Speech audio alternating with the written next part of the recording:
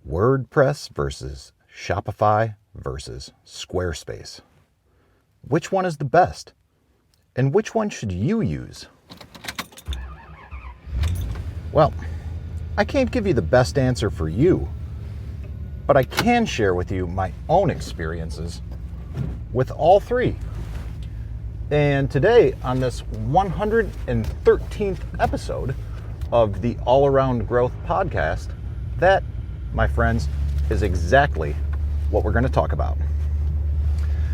This show gives you some insight and tools on building the life and homestead of your dreams, as well as building websites. Good morning, everybody. My name is Rob Kaiser, and I am your host. Today is Monday, March 8th, 2021. It's a little chilly this morning, but it's warming up this week as we get further into the spring season. And like I said, the title of today's show is Building a Website. And we are going to talk about this today because I found myself working on several websites this weekend. One of the websites that I work on is medinaoddfellows.org, also .com.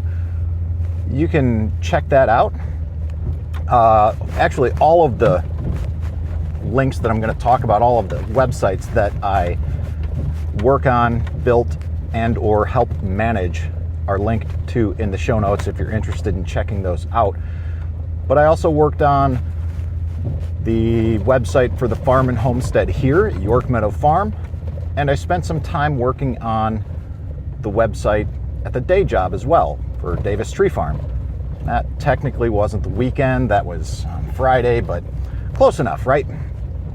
So how did I get into building websites in the first place?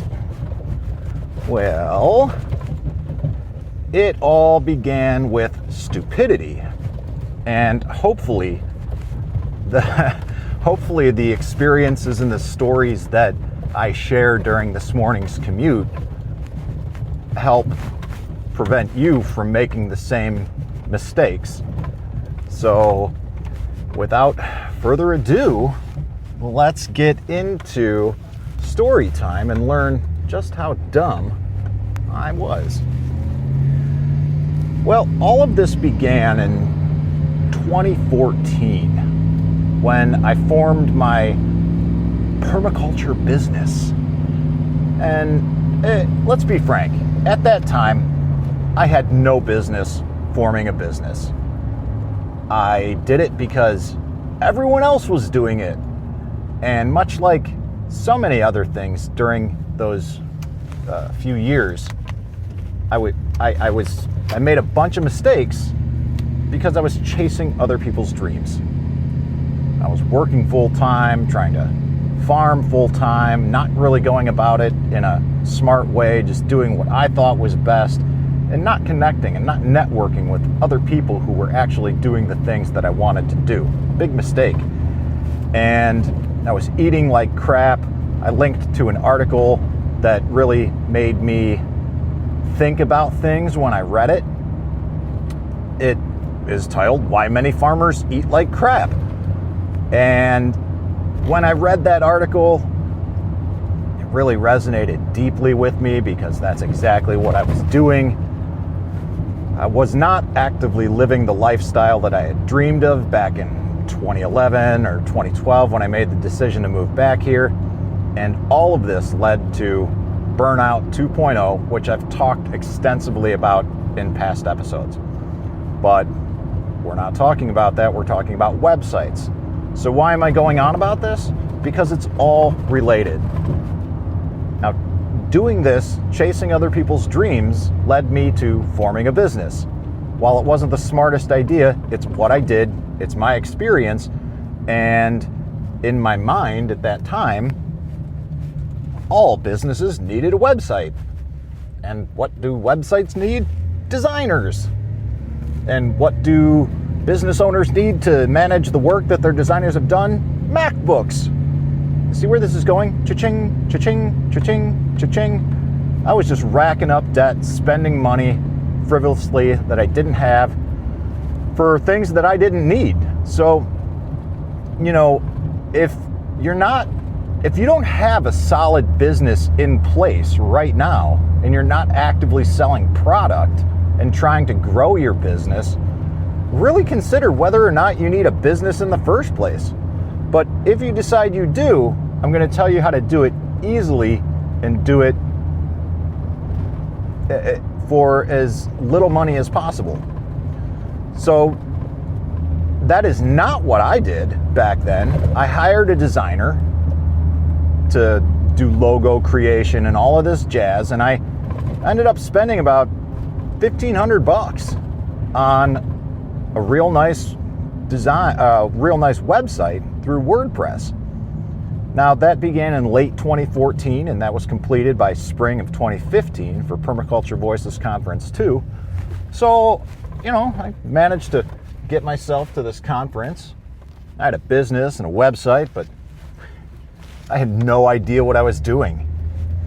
And all of this, like I said, led to burnout in 2016.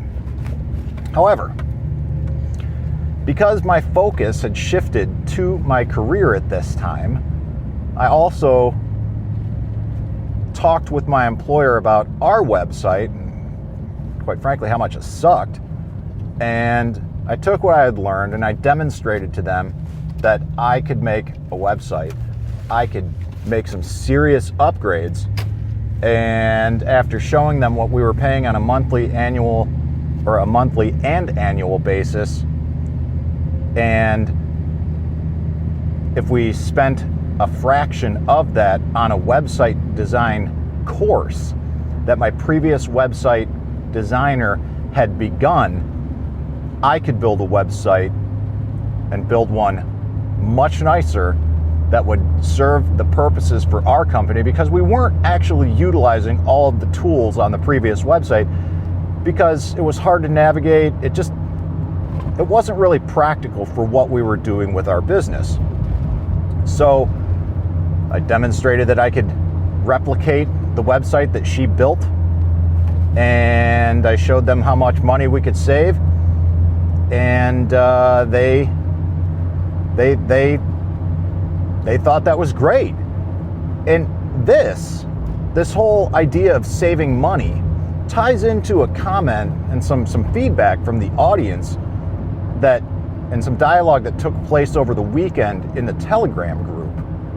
And it was largely between Sean and Andy. And granted, I was in there as well, which is how I saw the comments. But Sean wrote, "In our personal lives, when we find a way to improve something, we often regret not having done it sooner. However, in a professional context, if we improve efficiencies or cut costs, that is celebrated." And the question that he asked, this is definitely going to be a show topic later this week. The question is, why do we apply a harsher standard personally when making improvements? So, after sleeping on that and seeing how it ties into today's episode, we're definitely going to cover that later this week. But getting back to the website, the company jumped on board with the idea of saving money, and all of a sudden, I became a web designer. My role in sales was reduced because that was not my strong suit for a number of reasons, which I won't get into now, but they were actively trying to remove me from sales by moving me into inventory and things of that nature. And I realized that I could do more than what I was actively doing, so I proposed doing this because I wanted to learn how to do it as well. Now, like I said, my web designer, she used WordPress to build the website for my business, my side hustle that really wasn't hustling, or for my expensive hobby. And the course that she built on how to build websites was on Squarespace and how to use Squarespace. So I had begun learning how to use and navigate Squarespace. So by this time, I had a little experience with WordPress. I was learning how to use Squarespace, and I had also begun experimenting with Shopify and building a website off of that platform, because based on experiences and what I heard people that I aspired to be like at the first Permaculture Voices conference, they were using Shopify, so I thought that would be a good foundation on which to build upon, and it is. However, at this point in time, my understanding is that you can use Shopify as the back end for your store, and there's a lot of plugins that tie in with WordPress, and there's also a lot of ways that it can tie into your Squarespace store. While we have not done that on the farm and homestead, because we don't have enough product yet to move online.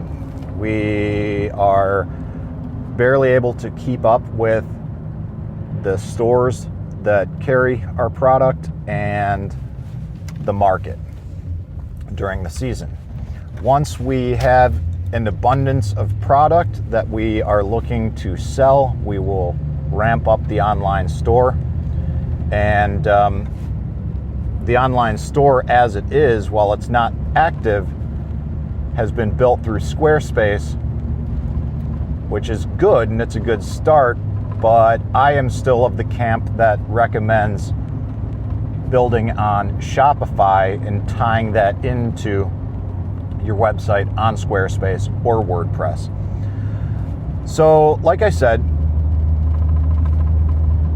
I've gone into detail about how I let my website go for my business, and then how I'm actively in the process of recovering it because, again, stupid. So I'm most proficient in Squarespace. I am learning how to use WordPress more, and I think Shopify is the best platform for an online store to sell the product that you have, not build it with the intent to do stuff, because at this point you're wasting money on things that you aren't really prepared to do. So why am I interested in learning how to utilize and navigate WordPress more?